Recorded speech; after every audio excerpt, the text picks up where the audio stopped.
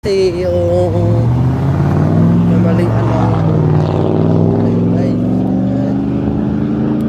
nakahanap na sila ng tamang lalaki, pero yung ugali naman nila ay sobrang ulita, guys. Sobrang silosa. Yung lalaki lang may nakausap na babae, pagsisilusan, no, di ba? Pagsisilusan, guys.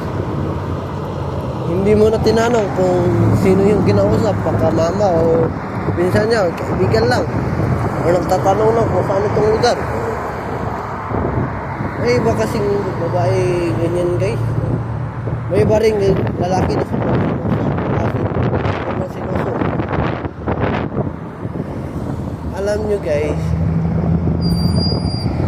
walang mawawala sa lalaki, guys, pero sa babae merong mawawala.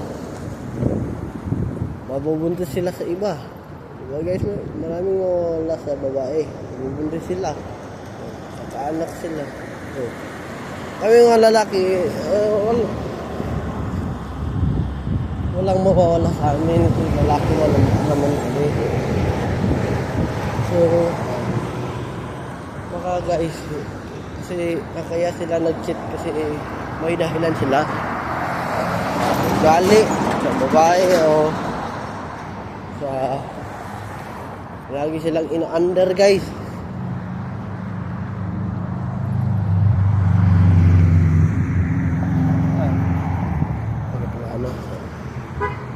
Marami kasing babaeng ganyan.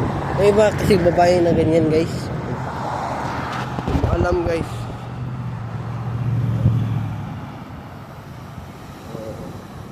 Ayan, guys, dito mo na magtatapos yung vlog natin, guys. Patuloy natin mamaya, guys, yung topic natin about sa nag-cheat na lalaki. So please subscribe my YouTube channel, Aaron Caralden. Don't forget to click the notification bell all para updated kayo lagi sa aking mga vlog. So ayan muna ngayon, guys. See you for my next vlog. Have a wonderful day and have a nice day. See ya. Bye-bye.